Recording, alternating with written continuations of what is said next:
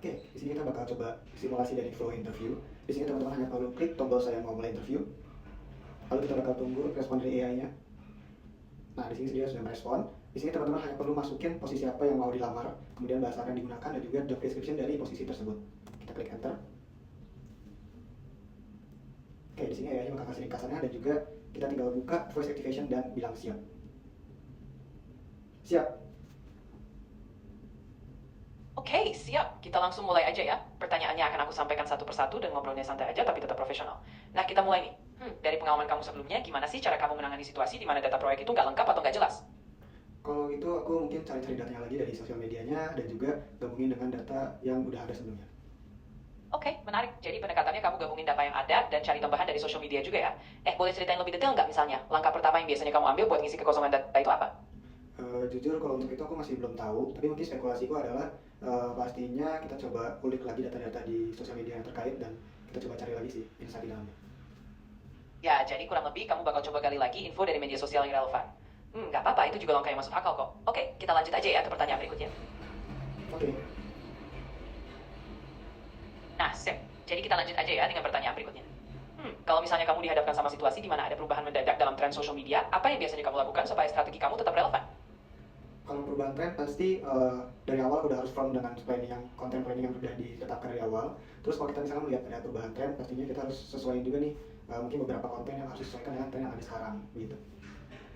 Oke, jadi kamu pada dasarnya tetap pegang rencana awal, tapi fleksibel buat nyesuaiin konten kalau ada tren baru yang muncul. Ya, jadi itu langkah yang cukup bijak juga. Oke, kita lanjut aja ke pertanyaan selanjutnya, biar kita bisa lihat lebih banyak dari cara kamu berpikir. Oke,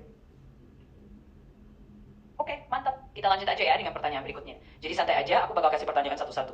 Nah, misalnya dalam situasi kamu perlu menangani interaksi followers yang cukup menantang, gimana biasanya kamu menjaga nada komunikasi supaya tetap positif tapi juga profesional? Oke, kalau untuk followers mungkin aku bakal memperbanyak konten-konten yang berhubungan dengan pilar hiburan karena aku rasa itu bisa menambah engagement lebih ke followers yang ada dan juga bisa menambah kemungkinan untuk mengengage followers baru yang ada di luar sana. Mungkin untuk strategi awal gitu, untuk selanjutnya mungkin belum kepikiran sih dari aku. Oke, menarik. Jadi kamu fokusin dulu ke konten yang lebih ringan dan menghibur buat ngejaga suasana positif ya. Itu cara yang bagus untuk tetap profesional tapi tetap ramah sama followers. Nah, oke, kita lanjut ke pertanyaan berikutnya lagi ya. Pertanyaan berikutnya. Misalnya kamu perlu menunjukkan hasil dari strategi yang udah kamu jalankan. Biasanya kamu bakal jelasin ke tim atau atasan dengan metrik atau data seperti apa nih? Jujur aku belum tahu sih kalau untuk bagian itu, karena aku belum pernah ngerasain langsung. Ya, nggak apa-apa, wajar kok. Jadi kita anggap aja ini masih bagian eksplorasi. Nah, mungkin kalau nanti di posisi itu kamu bisa pakai metrik kayak Oke, growth followers. boleh stop dari sekarang? Oke, kita berhenti di sini dulu ya. Jadi sejauh ini tadi kita udah ngelewatin beberapa pertanyaan dan ngobrol santai soal cara kamu menangani berbagai situasi.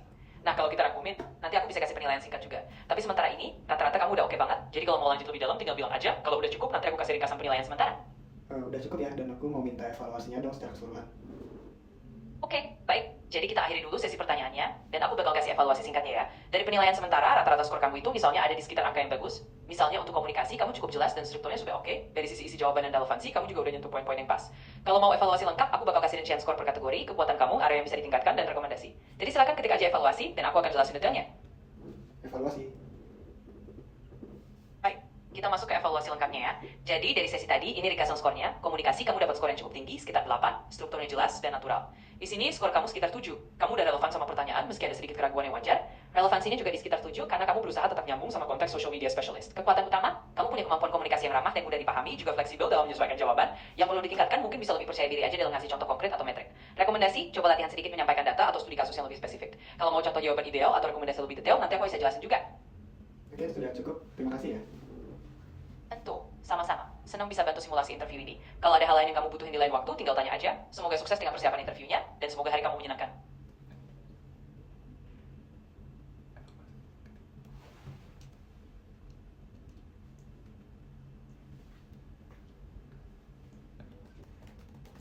Oke, di sini teman-teman kalau misalnya tadi evaluasi masih belum cukup, teman-teman bisa ketik evaluasi lagi untuk bisa minta hasil rekapannya secara tertulis dan lebih lengkap lagi gitu ya. Nah, misalnya di sini aku dapat skornya untuk masing-masing kategori dari komunikasi, isi jawaban dan relevansi, dan juga ada analisis dan rekomendasi apa sih yang perlu dilakuin untuk teman-teman bisa improve lebih lagi nih untuk interview kedepannya gitu. Oke, sekian dan terima kasih.